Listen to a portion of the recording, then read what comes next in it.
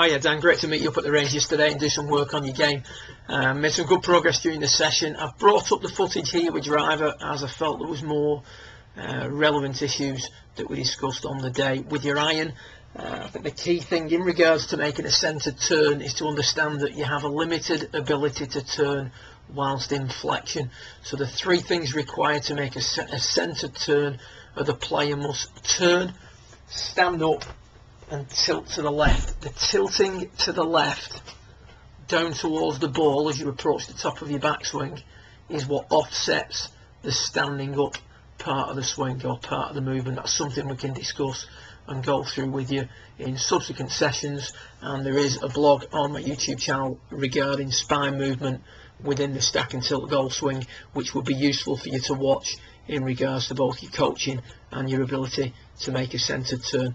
What we did at the start of your session was flare the feet out more. You can see there now on pretty much all your footage that the feet are turned out approximately 20 degrees. That's going to make it easier for you to make a turn with your hips.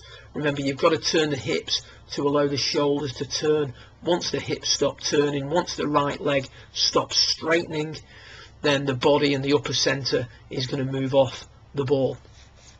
Having said that, when we look at you with driver, one of the common traits that we see is the ball's moved up in the stance quite considerably, usually off a very high T-peg. The player gets the handle back in an attempt to launch the ball high. Now, as we showed you with Flight Scope yesterday, there's more to launching a ball high than just putting the ball forward in the stance. Unfortunately, as the ball goes forward in the stance, we're hitting it very late in the circle, if you will, in this grid that we've got here down on the mat. Whenever the ball is forward in the grid, the club face tends to aim left by default. If the club face aims left, we're now going to start the ball left. It's going to be very difficult to draw the ball properly from that position. So there's more to it than just putting the ball forward to give you the launch that you want. Those lines, what we see here now, I'm just going to put some lines up on the screen for you, is down the left hip and to the side of your head here. And I'm going to do the same with Grant Waite, down the left hip, down the side of the head. So you see the big difference there straight away between you and Grant Waite is his ball's further back and his handle's further forward. He's also pushed his hips a little bit further forward, which is what we suggested you do here on the second screen across. Get the handle up, get the handle forward. And remember, you're trying to emphasise it at this point.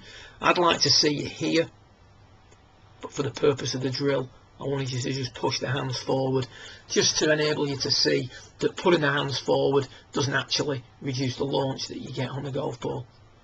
From there now, you're going to move your hips towards the target. So you see, as you move your hips towards your target, your upper centre doesn't change position,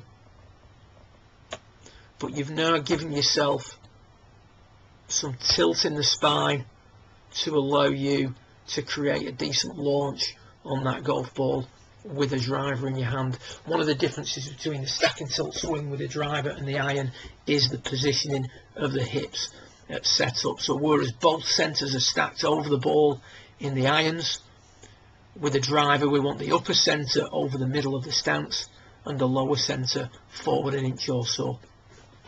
Now then, if we look at you from face on with your original swing, what we're going to see is a slight move off it, not a great deal of movement off it, but then as we're coming into impact, there's no linear movement with the hips. From the top of the backswing, it's just a clearance.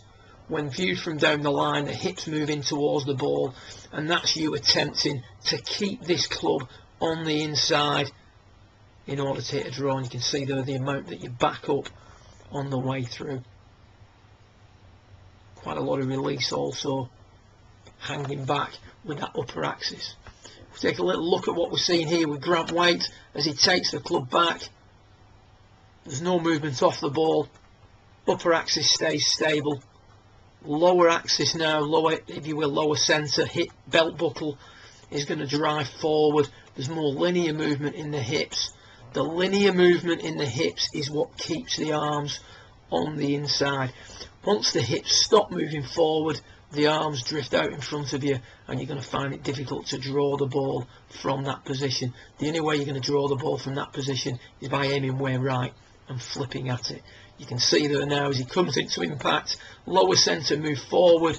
He's got the tilt on his spine, which is going to help with the degree of launch that he's going to get. He's also going to straighten the left leg to bring the driver out of its descent. Club face, very quiet, keeps the loft of the club on the ball. And although he has this tilted back look, his upper centre is in the same place as it was at setup,